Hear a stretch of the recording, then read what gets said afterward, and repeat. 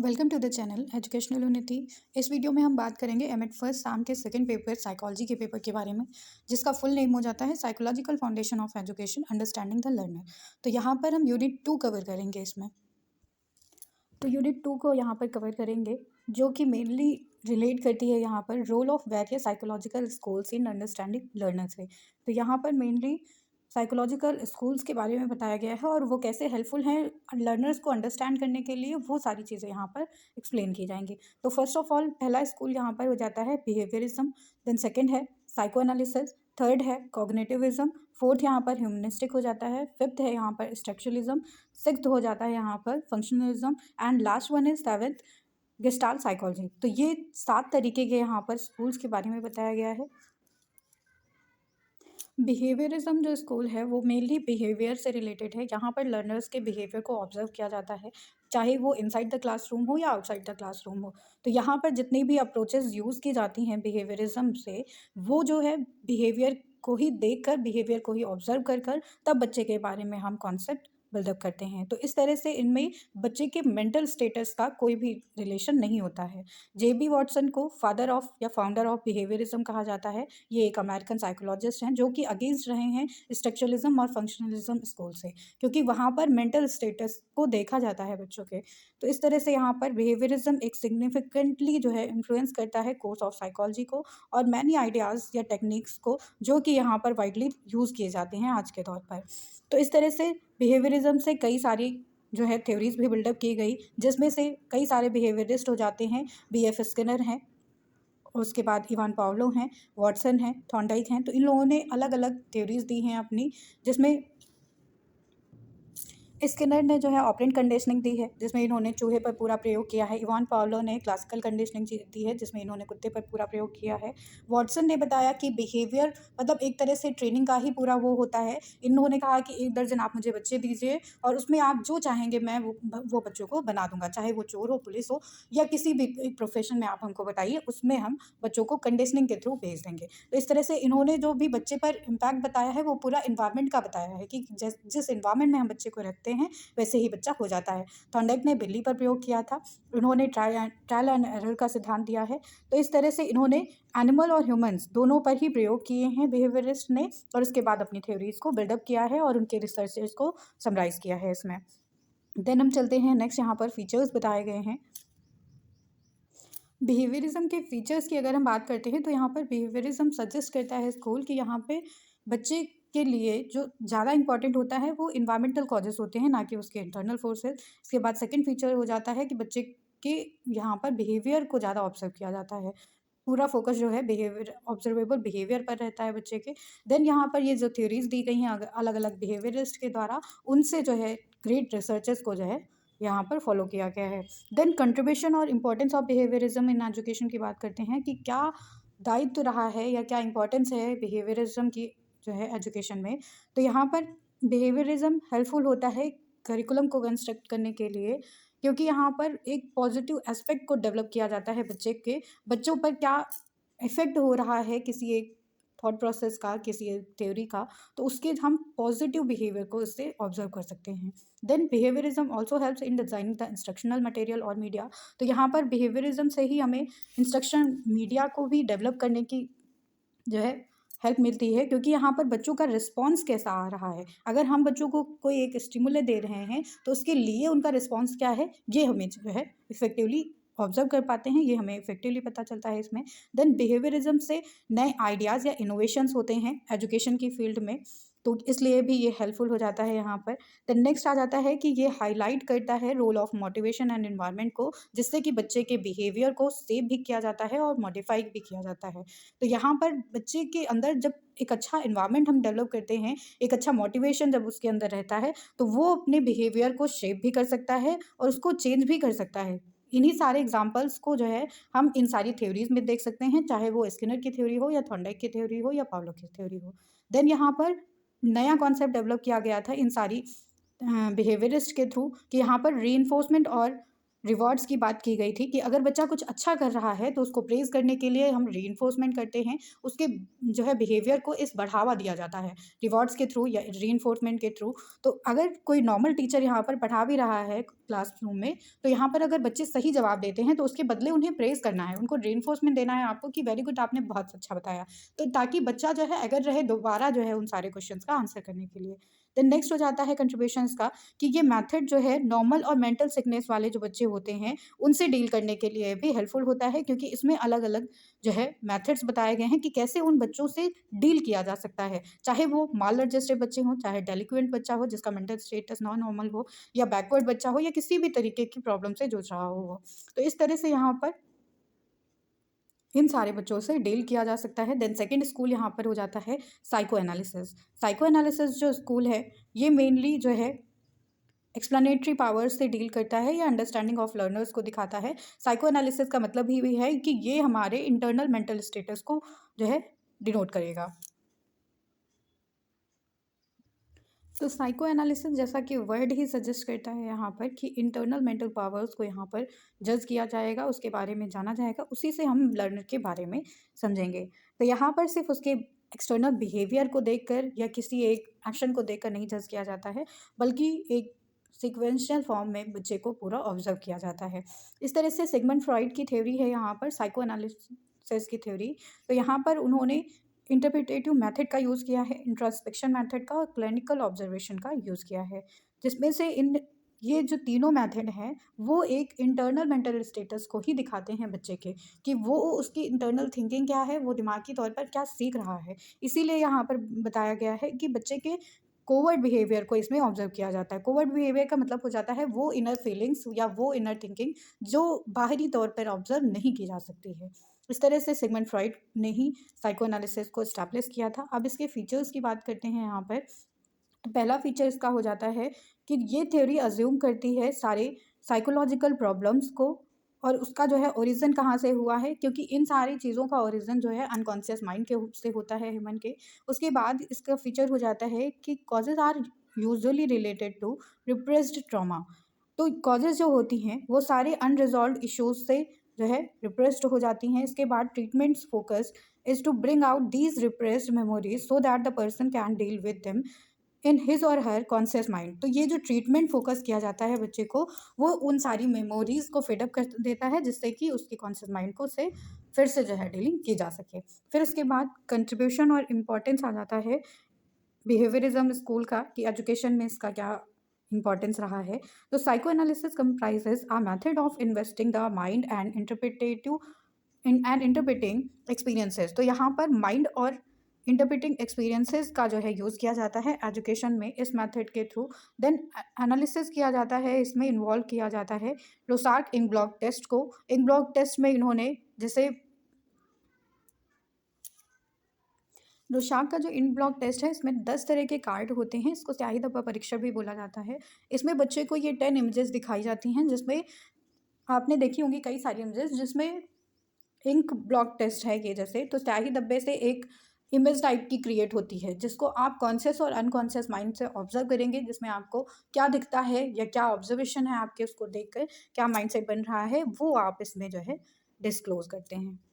Next आ जाता है यहाँ पर स्कूल कॉग्निटिविज्म। कॉग्निटिविज्म का मतलब हो जाता है यहाँ पर, इसमें जीन पियाजे फेमस साइकोलॉजिस्ट हो जाते हैं। कॉग्निटिव साइकोलॉजी अडॉप्ट करती है एक साइंटिफिक अप्रोच को। साइंटिफिक अप्रोच को इसलिए क्योंकि ये हमारे माइंड से रिलेटेड स्कूल होता है। इसमें जितनी भी एक्टिविटीज़ हैं वो हमारे थिंकिंग से रिलेटेड, हमारे माइंड से रिलेटेड होंगी। इसमें मेंटल प्रोसेस को ऑब्जर्व किया जाता है कई सारे मॉडल्स या एक्सपेरिमेंट्स के थ्रू। तो जिससे जो है हम बच्चे की बिहेवियर को पूरी तरह से ऑब्जर्व कर पाते हैं और कंफर्म कर पाते हैं। तो कॉग्निटिव साइकोलॉजी जो है एक तरह से साइकोलॉजिकल साइंस है, जिसमें हम बच्चे के कॉग्निशन को या मेंटल प्रोसेस को जो है स्टडी करते हैं। कॉग्निशन का मतलब यहाँ पर संज्ञान से हो जाता है, और मेंटल प्रोसेस का मतलब है कि बच्चे की जो मेंटल एक्टिविटीज़ हैं।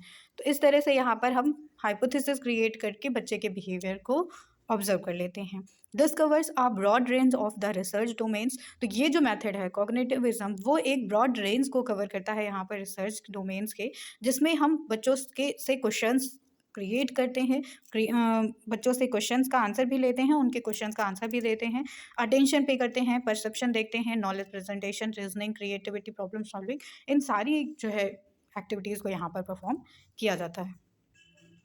फीचर्स ऑफ कॉग्निटिविज्म की बात करें तो ये एक साइंटिफिक अप्रोच होता है जिसमें पूरी तरह से फोकस एक्सपेरिमेंट्स पर किया जाता है या केस स्टडी पर किया जाता है। तो इसमें जो रिजल्ट्स आते हैं वो एक वैलिड और रिलायबल रिजल्ट्स होते हैं, क्योंकि पूरा एक्सपेरिमेंट के थ्रू जो है या केस स्टडी के थ्रू जो है हम समराइज करते हैं चीज़ों को। यहाँ पर ब्रेन जो है वो कंप्यूटर के तौर पर बताया गया है। जीन पियाजे की जो कॉग्निटिव डेवलपमेंट की थ्योरी है उसमें भी इन्होंने 4 तरह की स्टेजेस को डिफाइन किया है, जिसमें इन्होंने सेंसरी मोटर स्टेज को पहले बताया है, जो कि 0 से लेकर 2 साल तक की होती है। उसके बाद प्री ऑपरेशनल स्टेज जो कि 2 साल से 7 साल तक की होती है, और उसके बाद concrete operational stage third phase इन्होंने बताया है जो कि 7 साल से 11 साल तक के लिए होती है। और नेक्स्ट जो है हो जाती है यहाँ पर फॉर्मल ऑपरेशनल स्टेज जो कि 11 से लेकर 18 साल तक या अडल्टहुड तक रहती है। देन नेक्स्ट फीचर हो जाता है कॉग्निटिविज्म में, जिसमें इन्होंने बताया है कि इसमें इमोशंस क्या रोल प्ले करते हैं, उनको देखा जाता है कि कैसे इमोशंस जो है बच्चे की डिसीजन मेकिंग में क्या रोल प्ले कर रहे हैं। और बच्चे के माइंड को जो कंप्यूटर से जो है कंपेयर किया गया है उसमें कई सारे साइकोलॉजिस्ट ने ये भी रियलाइज़ किया कि एक स्टेज से दूसरे स्टेज पर जाने पर यहाँ पर ह्यूमन माइंड्स में एक कॉम्प्लेक्स सिचुएशन क्रिएट होती है। उन सारी सिचुएशन को यहाँ पर सिंपलर वे में जो है समझाया जाता है बच्चों को, उसके बाद बेटर अंडरस्टैंडिंग उनको दी जाती है। इसी तरह से इसको कंप्यूटर से इसलिए जो है कंपेयर किया गया क्योंकि इसमें भी नॉलेज को इनपुट किया जाता है, स्टोर किया जाता है, देन उसको एक्सेस किया जाता है। इसके बाद कंट्रीब्यूशन देख लेते हैं या इंपॉर्टेंस देख लेते हैं कॉग्निटिविज्म की एजुकेशन में। तो ये फोकस करता है एरियाज ऑफ परसेप्शन में कि बच्चे का परसेप्शन कैसे डेवलप करता है, लैंग्वेज, थिंकिंग, मेमोरी, अटेंशन, इन सारी चीज़ों को कैसे बच्चे में डेवलप करना है। Then creation of learning environment, ये जो है लर्निंग एनवायरनमेंट को क्रिएट करने के लिए भी हेल्पफुल होता है। तो इस तरह से वो इस तरह से बताया गया है क्योंकि यहाँ पर बच्चों के बीच में आप कोई कंपटीशन रख सकते हैं, ब्रेनस्टॉर्मिंग करा सकते हैं, डिबेट करा सकते हैं, या किसी एक टॉपिक पर बोलने के लिए उनसे कह सकते हैं। तो इस तरह से जो है बच्चे एक दूसरे से इंगेज रहते हैं और सीखते हैं, और ये इम्पार्ट करता है materials need to be in organised structure to learning and information. Then use of the hierarchical analysis to identify and illustrate pre-requisite relationship. यहाँ पर हायरार्किकल नॉलेज को क्रिएट किया जाता है, एनालिसिस को क्रिएट किया जाता है, जिससे कि बच्चे जो है यहाँ पर आइडेंटिफाई कर सकें और इलस्ट्रेट कर सकें रिलेशनशिप को, कि एक वेरिएबल और दूसरे वेरिएबल के बीच में क्या जो है रिलेशन है यहाँ पर, या उनको कोई टॉपिक भी पढ़ाया जा रहा है तो वो चीज़ों को एसोसिएट कर सके, कोरिलेट कर सकें। देन यहाँ पर लर्निंग जो है एक इंटरनल रिवॉर्ड का भी काम करती है, इंट्रिंसिक रिवॉर्ड के तरह पर चलती है। यहाँ पर कॉग्निटिव स्ट्रैटेजीज़ का भी यूज़ किया जाता है बच्चे के। देन रिकॉग्नाइज किया जाता है कि क्या इंपॉर्टेंस है इंडिविजुअल डिफरेंसेस की। तो एक बच्चा दूसरे बच्चे से डिफरेंट होता है, इसलिए यहाँ पर ये भी ज़रूरी हो जाता है कि टीचर जो है बच्चे को, हर एक बच्चे को इक्वली ट्रीट करे, इम्पार्शल हो के। तो इस तरह से यहाँ पर पार्शलिटी का इन्वायरमेंट नहीं होना चाहिए क्लासरूम में। नेक्स्ट स्कूल यहाँ पर ह्यूमनिस्टिक स्कूल हो जाता है। ह्यूमनिस्टिक स्कूल का मतलब ये है कि यहाँ पर सेंटर पे ह्यूमन रहता है, ह्यूमन वैल्यूज़ रहती हैं। तो इस तरह से ह्यूमनिस्टिक स्कूल्स की बात की गई है। ह्यूमनिस्टिक अप्रोच जो है प्राइवेट वैल्यूज़ को जो है इम्पोर्टेंस देती है, सब्जेक्टिव थिंकिंग क्या है या उसके नॉलेज क्या है एक स्टूडेंट की या एक पर्सन की, उसको इम्पोर्टेंस देती है। यहाँ पर साइंस को और सब ऑब्जेक्टिव नॉलेज को यहाँ पर इम्पोर्टेंस नहीं दी गई है, इसको रिजेक्ट किया गया है। तो एक पर्सन के जो सब्जेक्टिव एक्सपीरियंसेस होते हैं, एक वर्ड को कैसे वो देख रहा है, उसका पॉइंट ऑफ व्यू क्या है, इन सारी चीज़ों से यहाँ पर बिहेवियर को इन्फ्लुएंस किया जा सकता है। एक इंडिविजुअल का क्या अपना पॉइंट ऑफ व्यू है, कैसे वो चीज़ों को रिलेट कर पा रहा है, समझ पा रहा है, ये सारे जो है एम हो जाते हैं ह्यूमनिस्टिक अप्रोच के। ह्यूमनिस्टिक अप्रोच में मेनली जो साइकोलॉजिस्ट आते हैं या मेन जो साइकोलॉजिस्ट इसमें यूज़ किए गए हैं ह्यूमनिस्टिक साइकोलॉजिस्ट, वो उनमें हो जाते हैं कार्ल रोजर्स और उसके बाद जो है मैस्लो, अब्राहम मैस्लो। तो ये दो मेन साइकोलॉजिस्ट इसमें आते हैं जिन्होंने ह्यूमनिस्टिक या ह्यूमन्स को जो है प्रायोरिटी दी है और उस पर वर्क किया है। फीचर्स ऑफ ह्यूमनिज्म की बात अगर हम करें, इसके फीचर्स में आ जाता है कि ह्यूमनिस्टिक साइकोलॉजी जो है वो मेंटेन करती है एक पर्सन अपनी इनर फीलिंग्स से या आइडियाज़ से कैसे डील करता है खुद से। देन यहाँ पर एम्फेसाइज दिया गया था सेल्फ वर्थ पर, क्रिएटिविटी पर और ह्यूमन वैल्यूज़ पर। इस तरह से जो है एक इंडिविजुअल अपनी आइडेंटिटी को जो है रियलाइज़ भी कर सकता है। देन यहाँ पर फेमस जो साइकोलॉजिस्ट हो जाते हैं वो कार्ल रोजर्स और अब्राहम मैस्लो हैं, जिन्होंने ह्यूमनिस्टिक साइकोलॉजी को बढ़ावा दिया था। देन कंट्रीब्यूशन और इम्पोर्टेंस की बात करते हैं अगर ह्यूमनिस्टिक साइकोलॉजी के इन एजुकेशन में, तो यहाँ पर फोकस करता है ये होल पर्सन पर, उसकी जो है इनर फीलिंग्स पर, उसके सब्जेक्टिव थॉट्स पर। देन ह्यूमनिस्टिक साइकोलॉजी फोकस करती है इंडिविजुअल जो है एक तरह से फ्री विल है उसको कुछ भी सोचने पर, कुछ भी करने पर, तो इस तरह से किसी भी तरह से बाउंड नहीं किया गया है, और उसका एक पॉइंट ऑफ व्यू जो है वो यूनिक पॉइंट ऑफ व्यू होता है, उसे जो है इम्पोर्टेंस दी जाती है उसके इंडिविजुअल के पॉइंट ऑफ व्यू को। देन नेक्स्ट हो जाता है यहाँ पर कि इनेट डिज़ायर होती है उसको वर्ड को बेटरली अंडरस्टैंड करने की, उसको समझने की। देन ह्यूमनिस्टिक साइकोलॉजी जो है कंटिन्यू करती है थेरेपीज़ को, एजुकेशनल हेल्थ केयर सेंटर्स को, एरियाज़ को, इस तरह से यहाँ पर जो है ह्यूमनिस्टिक साइकोलॉजी ह्यूमन्स को इम्पोर्टेंस देती है यहाँ पे। Then new set of values को जो है यहाँ पर देखा जाता है, समझा जाता है कि ह्यूमन नेचर को कैसे समझा जा सकता है, ह्यूमन की कंडीशंस को कैसे वैल्यूएबल बनाया जा सकता है। इस तरह से ह्यूमनिस्टिक साइकोलॉजी जो है वो फोकस करती है स्टूडेंट्स की कैपेसिटी पर कि कैसे वो खुद को डायरेक्शन दे सकते हैं, कैसे खुद को डेवलप कर सकते हैं, बेटर पर्सनालिटी को क्रिएट कर सकते हैं अपनी। देन नेक्स्ट स्कूल की बात करते हैं, स्ट्रक्चरलिज्म नेक्स्ट स्कूल आ जाता है। स्ट्रक्चरलिज्म जैसा कि नेम से ही फेमस हो जाता है कि यहाँ पर माइंड में स्ट्रक्चर्स हैं हर एक चीज़ का, कि कैसे अगर आपको कोई नाम दिया गया है जैसे एप्पल, तो आपके माइंड में एक इमेज क्रिएट होती है, जैसे डॉग, तो आपके माइंड में एक इमेज क्रिएट होती है उसकी। तो इस तरह से यहाँ पर इस स्कूल में बात की गई है। स्ट्रक्चरलिज्म जो है पहला साइकोलॉजिकल स्कूल ऑफ थॉट माना गया है, और स्ट्रक्चरलिज्म में जो है मेंटल प्रोसेस को डिवाइड किया जाता है बेसिक कंपोनेंट्स में, ताकि यहाँ पर जो है मेंटल प्रोसेस को ट्रैक किया जा सके। देन इनर वर्किंग पर भी एक्सप्लोर किया जाता है यहाँ पर ह्यूमन साइकी के। तो इसमें जो है एक फेमस मेथड भी इंट्रोड्यूस होता है, इंट्रोस्पेक्शन मेथड। इंट्रोस्पेक्शन मेथड में इनर फीलिंग्स को यहाँ पर एक्सप्रेस किया जाता है सब्जेक्ट के थ्रू।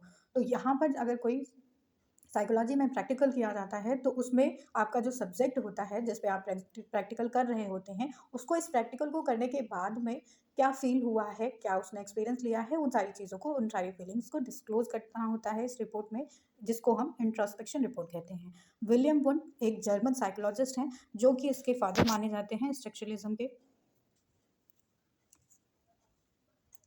विलियम वुंड इसके मेन जो है साइकोलॉजिस्ट हैं या फादर हैं स्ट्रक्चरलिज्म के, और इस स्कूल में उन्होंने एक सिस्टमैटिक स्टडी के थ्रू माइंड को स्टडी किया है, जिसमें वो एनालाइज करते हैं इसके कंपोनेंट्स को और स्ट्रक्चर्स को। और इसमें जो है इस मेथड में या इस पूरी टेक्निक में उन्हें हेल्पफुल होता है इंट्रोस्पेक्शन मेथड। इंट्रोस्पेक्शन मेथड जो है इन सारे स्ट्रक्चर्स या कंपोनेंट को एनालाइज करने में हेल्पफुल रहता है। देन इसकी अगर फीचर्स की बात करते हैं स्ट्रक्चरलिज्म के, तो ये जो है मेनली स्टडी करता है या अंडरस्टैंड करता है स्ट्रक्चर ऑफ ह्यूमन माइंड को। देन इसका सेकंड फीचर हो जाता है कि जो माइंड है एक तरह से सम टोटल होता है वेरियस मेंटल एक्सपीरियंसेस का, जो ह्यूमन में कई सारे एक्सपीरियंसेस कंक्लूड हैं, उन सारी चीज़ों का एक तरह से सम टोटल है ह्यूमन माइंड। और उसके जो टोटल एक्सपीरियंसेस हैं उन्हीं से वो धीरे धीरे ग्रो करता रहता है, चाहे वो पेन हो, जॉय हो या सॉरो हो, तो किसी भी तरह की फीलिंग हो या किसी भी तरह का एक्सपीरियंस हो उसका। Then there is no casual relationship between mind and body. तो यहाँ पर कोई तरह का रिलेशनशिप नहीं बताया गया है माइंड और बॉडी के बीच में। देन कंट्रीब्यूशन की बात करते हैं कि contribution of structuralism in education. तो यहाँ पर अगर कंट्रीब्यूशन को देखना चाहें तो बच्चे की एक्टिविटीज़ को यहाँ पर जो है एम्फेसाइज किया जाता है, उनको कंट्रोल किया जा सकता है उनकी लर्निंग कंडीशंस को इन सारे ऑब्जर्वेशंस के थ्रू। और it is a experiment method for studying human behaviour. ये एक तरह से जो है एक्सपेरिमेंटल मेथड हो जाता है जिससे कि हम ह्यूमन बिहेवियर को स्टडी कर सकते हैं, और वो मेथड होता है इंट्रोस्पेक्शन मेथड जिसके थ्रू ये प्रोसेस किया जाता है। ये इनिशिएट करता है स्पिरिट ऑफ साइंस और एक्सपेरिमेंटेशन को, क्योंकि यहाँ पर जो बच्चे का पूरा बिहेवियर जज किया जाता है वो एक्सपेरिमेंट्स के थ्रू किया जाता है, इसलिए यहाँ पे साइंस को बढ़ावा मिलता है और एक्सपेरिमेंट को भी बढ़ावा मिलता है। देन नेक्स्ट मेथड हो जाता है स्कूल हो जाता है यहाँ पर फंक्शनलिज्म। फंक्शनलिज्म का मतलब हो जाता है कि यहाँ पर रिएक्शन क्या है एक इंडिविजुअल का, वो सारी चीज़ें मैटर करती हैं फंक्शनलिज्म में, क्योंकि ये पूरा फंक्शंस से रिलेटेड है। फंक्शंस का मतलब हो जाता है कि वर्किंग कैसे हो रही है एक इंडिविजुअल की। तो इसके जो फादर हैं अमेरिकन साइकोलॉजिस्ट माने जाते हैं विलियम जेम्स जिनका नाम है। तो इस तरह से फंक्शनलिज्म जो है वो माइंड को स्टडी करता है, इसके फंक्शंस को स्टडी करता है कि एक इन्वायरमेंट में रहकर इंडिविजुअल कैसे फंक्शंस कर रहा है। देन यहाँ पर कंट्रीब्यूशन की अगर हम बात करें इसके, तो फंक्शनलिज्म जो स्कूल है वो हेल्पफुल होता है यहाँ पर कि कैसे करिकुलम को रिक्रिएट किया जा सकता है, रीवैल्यूएट किया जा सकता है यहाँ पर, कि जो ज़्यादा जो है ओवरलोडेड करिकुलम है उसको हम कैसे प्रैक्टिकल अप्रोच में जो है रिप्लेस कर सकें। देन स्टडी किया जाता है वेरियस इंडिविजुअल प्रॉब्लम्स को, यहाँ पर उसके सॉल्यूशंस को प्रोवाइड किया जाता है फंक्शनलिज्म के थ्रू। इंपॉर्टेंस दी जाती है यहाँ पर लर्निंग बाय डूइंग को, क्योंकि जब बच्चा किसी चीज़ को करता है, उस पूरे प्रोसेस से वो गुजरता है, तो वो स्टेप बाय स्टेप इन्फॉर्मेशन उसके माइंड में बैठ जाती है। Then functionalism give the birth of utilitarian theory of education. Utilitarian theory of education का यहाँ पर सेंस हो जाता है कि बच्चा जिस चीज़ को परफॉर्म करता है, जिस चीज़ को वो करता है, उसके हर एक प्रोसेस को वो याद रखता है, उन सारी चीज़ों को वो याद रखता है। इसलिए यहाँ पर उसको जो है एक ऐसा एनवायरनमेंट देना चाहिए जिसमें वो सोसाइटी के लिए भी जो है एक यूज़फुल वे में आ सके। तो इस तरह से यहाँ पर जो प्रैक्टिकल नॉलेज होती है वो उसको जो है सोसाइटी के भी लिए बेनिफिशियल बनाया जाता है। देन अगर इसके फीचर्स की हम कुछ बात कर लें तो यहाँ पर इसका जो एम होता है वो व्हाट फॉर की जगह पर व्हाट ऑफ मेंटल प्रोसेस को स्टडी करने पर दिया जाता है। सॉरी, यहाँ पर what for and what of यानी कि किस लिए और का क्या, तो इस तरह से मेंटल प्रोसेस को जो है स्टडी किया जाता है यहाँ पर फंक्शनलिज्म के थ्रू। फंक्शनलिज्म जो है एक तरह से यहाँ पर कंसर्न करता है नेचर और फंक्शंस ऑफ मेंटल प्रोसेस को। देन यहाँ पर फंक्शनलिज्म में कंसीडर किया जाता है कि माइंड और बॉडी जो है वो अंदर तो इंट्रिंसिक वे से एक ही हैं, यहाँ पर उनमें कोई भी डिफरेंस नहीं बताया जाता है। नेक्स्ट और लास्ट स्कूल जो आता है वो गेस्टाल्ट साइकोलॉजी है। गेस्टाल्ट साइकोलॉजी का मतलब हो जाता है यहाँ पर 3 साइकोलॉजिस्ट फेमस होते हैं, जिसमें मैक्स वर्दिमर, कोहलर और कोफका। गेस्टाल्ट साइकोलॉजी के मेन फादर जो माने जाते हैं वो मैक्स वर्दिमर को ही कहा जाता है। गेस्टाल्ट जैसा कि नाम से ही सजेस्ट होता है कि गेस्टाल्ट वर्ड का मतलब हो जाता है इनसाइट। इनसाइट का मतलब है कि आपकी इनर फीलिंग, आप एक सिचुएशन अगर आपको दी जा रही है उसको एनालाइज करके आप किस कंक्लूजन पर आ रहे हैं, क्या आपने रिजल्ट निकाला है उससे, वो मेन होता है। और इसमें अंडरस्टैंडिंग का बहुत बड़ा रोल होता है लर्निंग के लिए। तो अगर इसके लिए हम कहा जाए कि गेस्टाल्ट साइकोलॉजी में मेन 2 कंपोनेंट कौन से होते हैं लर्निंग के लिए, तो एक आपकी इनसाइट और एक आपकी अंडरस्टैंडिंग, 2 ही मेन रोल प्ले करते हैं आपकी लर्निंग के लिए।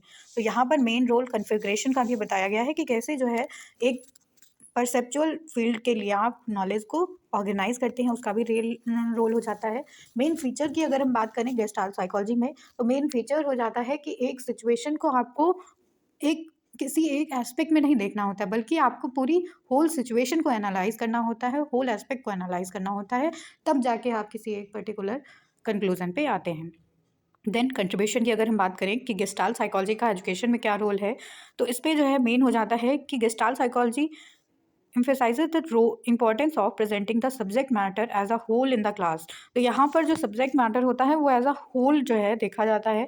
Gestalt psychology principles have find its application in the construction of curriculum, organization of syllabus, scheme of studies, work plan। तो इस तरह से गेस्टाल्ट साइकोलॉजी जो है कई सारे एप्लीकेशन में भी यूज़ की जाती है, जैसे कि करिकुलम को क्रिएट करने में, क्योंकि यहाँ पर होल करिकुलम को एनालाइज किया जाता है कि कैसे कौन सी एज ग्रुप के लिए क्या करिकुलम सुटेबल होगा, कैसे सिलेबस को ऑर्गेनाइज करना है, स्टडी की स्कीम क्या रहेंगी, वर्क प्लान क्या रहेंगे।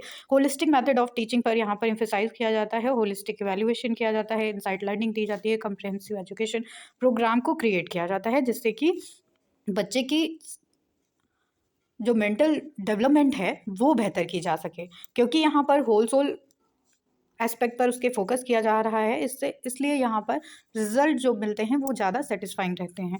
Gestalt psychology school emphasizes the importance of motivation and purpose in any learning.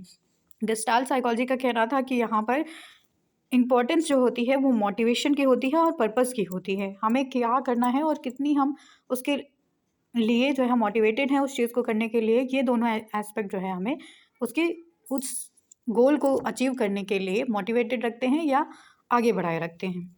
इस तरह से यहाँ पर ये स्कूल भी एंड होता है। इसके बाद यहाँ पे आ जाते हैं क्वेश्चंस, PYQs जो हैं। तो इस तरह से ये सारे PYQs यहाँ पर पूछे गए हैं रेपिटेटिवली। 2017 से लेकर 22 तक के ये क्वेश्चंस हैं जो कि आपकी सेकेंड यूनिट से पूछे गए हैं। Thank you everyone. ये यूनिट यहीं पर एंड होती है।